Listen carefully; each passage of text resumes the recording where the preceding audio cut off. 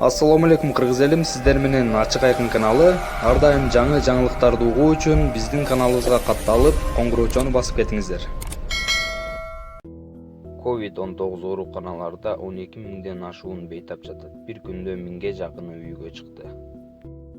Атамбаевдин адвокаты Сот Батыкаев иши боюнча өкүмдүн тез күчүнө киришине кызыктар болууда. Орусиядагы элчилик мигранттарды Кыргызстанга шашылбоого чакырды. Кыргызстанга жардамга келген орусиялык дарыгерлер кантка конду. COVID-19 бир суткада 49 бейтап каза болду, 1108 адам жаңы катталды. Украин президенти барымтадагы адамдарды бошотуу үчүн кылмышка шектенүүнүн талабын аткарды. Соңку сутка ичинде Кыргызстандын ооруканаларында коронавирустан 44 адам каза тапты. Бул тууралуу 22-июлда Саламаттык сактоо министрлигинин өкүлү Айнура Акматова билдирди. Айтыш болгондордун эң көбү Бишкекте 16 адам, мындан тышкары Чүй жана Жалал Абад облустарында 7 адам, Ысык көл облусунда 4, Ош шаарында жана Ош облусунда 3, Талас облусунда 2 жана Нарын Баткен облустарында 1 адам. Бир суткада бул илдетти жуктуруп алган 1108 адам жаңы катталды. Ооруканада дарыланып жаткандардын арасынан 984 бейтап айыгы бир суткада үйгө чыкты. Жалпысынан коронавирус эпидемиясы башталган март айынан бери бул инфекция 29359 адамга жукту. Алардын ичинен 15851 айыгып чыкты, 1123 каза тапты. 17-июлдан тартып Кыргызстан пневмонияда коронавирус катары тартай баштады. Өлкөнүн башкы пульмонологу азыр денеси ысып тумоологондордун баары коронавирус экенин айтууда. Өкмөт буга чейин эмнеге оорукана салбаганын түшүндүрдү.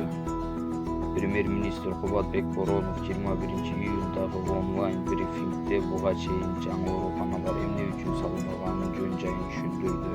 Өкмөт башчы мурдагы транзиттик базада ганси ачылган семейде обсервациянын госпиталь кылып даярдоого туура чечим болгон деп эсептейт.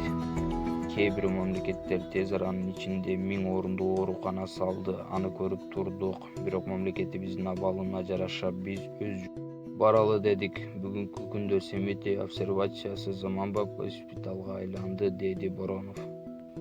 Пандемия күчөп турган июль айынын башында коомчулук жаңы оорукана салбаганы үчүн бийликти сынга алган. Бейтапканаларда орун жетпей, айрым адамдар оорукананын короосунда көз жумган учурлар катталган. Учурда өкмөт Бишкек жана Ош шаарында ар бир 100 орундуу 2 оорукананын куруу иштери жушунан башталат, жарыяланат. Ооруканалардын ар бири бейтапка ылайыкташтырылып, анын ичинен 25-30 реанимациялык орун пландаштырылып жатат. Республикалык штабдын 21-июлундагы отурумунда өлкө аймактарында колдонулбай турган бош имараттардын багыты өзгөртүлүп, ооруканага ылайыкташтырылгандыгы да кабарланган. Киримтөбөл Азиз Бутакаевдин түрмөдөн мыйзамсыз бошотулушуна байланыштуу ишти кароо 2-инстанцияда Бишкек шаардык сотунда 23-июлда каралмай болду. Бул тууралуу негизги айыпталуучу мурдагы президент Алмазбек Атамбаевдин адвокаты Замир Жоошев Фейсбуктагы баракчасы аркылуу кабарлады. Ал 1-инстанциянын өкүмү 23-июнда чыкканын белгилеп, алар 23-июлдун өзүн кошкондо 30 күнгө чейин даттанууга укугу болгонун, аларды күтпөй эле соттук кароо шашылыш белгиленип калганын жазды. Бул жагдайда Бишкек шаардык соту иш боюнча айыпталуучуларды актоого же тескерисинче 1-инстанциянын мыйзамсыз, негизсиз жана акыйкатсыз чечимин мыйзамдуу күчүнө киргизилишине шашылып жатат деп белгилейт Замир Жоошев. Бишкек шаардык сотунун басма сөз кызматы иштин датасы 23-июлга белгиленгенин ырастап, бул иш жашырундук грифи менен каралып жаткандыктан кайсы тараптын даттанганы тууралуу маалымат бере албай тургандыгын билдирди. 23-июнда Бишкек шаарынын 1-Май райондук сотунун судьясы Эмилбек Кайыпов мурдагы президент Алмазбек Атамбаевди Батыкаевдин иши боюнча өзүн жана жакындарын мүлктөрүнөн ажыратуу менен 11 жыл 2 айга кескен.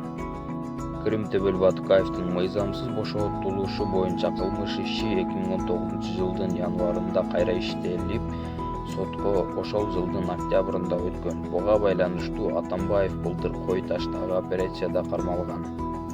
Орусиядагы элчилик мигранттарды Кыргызстанга шашылууга чакырды. Кыргызстандын Орусиядагы элчилиги бул өлкөдөгү эмгек мигранттарына кайрылып, мекенге кайтууга азырынча шашылууга чакырды. Элчи Аликбек Жекшенкулов бүгүнкү күндө элчиликтин мамлекеттик миграция кызматынын өкүлчүлүгүнүн сайттарында жана социалдык түйүндөрдө Орусиядагы бош турган 4 миңден ашык жумуш орду тууралуу маалымат бар экенин айтты.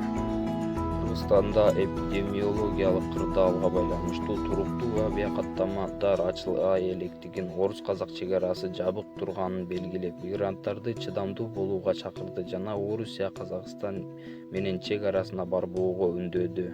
Элчи мекенине тез арада кайтууга, себеби жокторду кырдаал турукташтырганга чейин турууга чакырды. Элчиликтин маалыматына караганда 20 марттан 20-июлга чейин Орусиянын 21 аймагынан 18.285 кыргыз жаранын мекенине кайтты. Алар үчүн 74 авиакаттам жана Казакстандын аймагы аркылуу Оренбург, Самара облустарынан 52 автобус өткөрүлгөн. Элчиликтин 2019-жылдагы маалыматына караганда Орусияда 1.200.000 кыргызстандык бар экен. 500.000 орус жарандыгын алган деп белгилеп кетишти. Кыргызстанга жардамга келген орусиялык дарыгерлер кантка конду. Коронавируска каршы күрөшүүгө кол кабыш кылуу үчүн аскердик дарыгерлер Кыргызстанга алып келаткан учак Орусиянын Кант авиабазасына конду. Кыргызстанга келген дарыгерлер менен медайымдар 6 бригададан турат. Алардын ар биринде 20 медицина кызматкери бар. Алар өздөрү менен кошо керектүү медициналык жабдууларды жана дары-дармектерди ала келди. Орусиялык дарыгерлердин бул 6 бригадасы кыргыз дарыгерлери менен бирге аскердик кызматкерлерге, алардын үй-бүлөлөрүнө жана ардагерлерге жардам көрсөтүшөт. Бригадалардын 4-өө Бишкекте, 2-өө Ошто иш алып барат. Мурдараак Орусиядан медициналык жабдык, дары-дармек жана дарыгерлерин Орусиянын Кыргызстандагы элчилиги маалымдаган.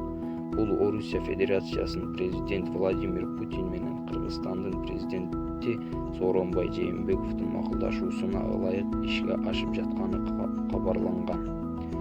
Жардамды Орусиянын Коргоо министрлиги менен өзгөчө кырдаалдар министрлиги жөнөтүп жатат. Жалпысынан Бишкек жана Ош шаарындагы бейтапканалардын Орусиялык 100 дарыгер иштейт.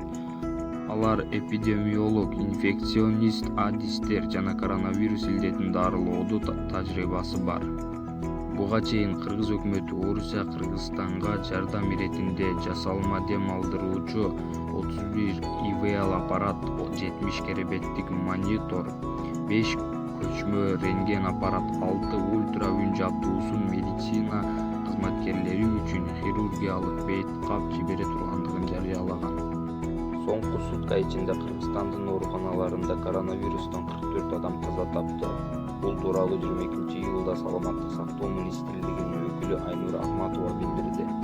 Кайтыш болгондордун эң көбү Бишкекте 16 адам, мындан тышкары Чүй жана Жалал Абад облустарында 7 адам, Ысык көл облусунда 4, Ош шаарында жана Ош облусунда 3, Талас облусунда 2 жана Нарын-Баткен облустарында 1 адам. Bir суткада бул илдетти жуктуруп алган 1108 адам жаңы катталды. Ооруканада дарыланып жаткандардын арасынан 984 бейтап айыгып 1 суткада үйүнө чыкты.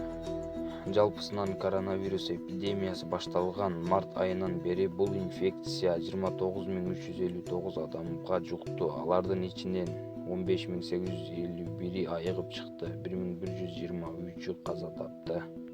17-июлдан тартып Кыргызстан пневмонияда коронавирус катары таркала баштады. Өлкөнүн башкы пульмонологу азыр денеси ысып тумоологондордун баары коронавирус юктуда. Украин президенти барымтадагы адамдарды бошотуу үчүн кылмышка шектөөнүн талабын аткарды. Украинанын батышындагы Луцк шаарында барымтадагы алынган автобус жүргүнчүлөрүнүн баары бошотулду. Бул тууралуу 21-июлда өлкөнүн ички иштер министри Арсен Аваков билдирди. Барымтадагы адамдар бошотуулардан 1 саат мурда Украинанын президенти Владимир Зеленский соц тармактарга 2005-жылы тартылган «Земляне» деген даректүү тасманы көрүүнү сунуштаган видео жүктөгөн. Бул видеону жарыялоо жүргүнчүлөрдү барымтадагы алган кишинин талаптарынын бири болгон. Ал адамдардын жаныбарларды коргогондугу жөнүндө бул тасманы көрүүгө автобустун ичинде кишилерди да мажбурлаган. Тасма социалдык тармактарга тарагандан кийин кылмышкер кош бойлуу келинди, улгайган аялды жана бир кичинекей баланы кое берген. Бирок андан кийинки сүйлөшүүлөргө карабастан башка жүргүнчүлөр бошотулган эмес. Мындан улам күч кызматкерлери автобуска чабуул жасап кылмышкерлерге кол түшүрүшкөн. Луцк шаарында адамдардын барымтага алуу факты боюнча кылмыш иши козголуп, тергөө иштери башталды. Украинанын кылмыш кодексинин бул кылмышы үчүн 7 жылдан 15 жылга чейин эркинен ажыратуу жазасы каралган.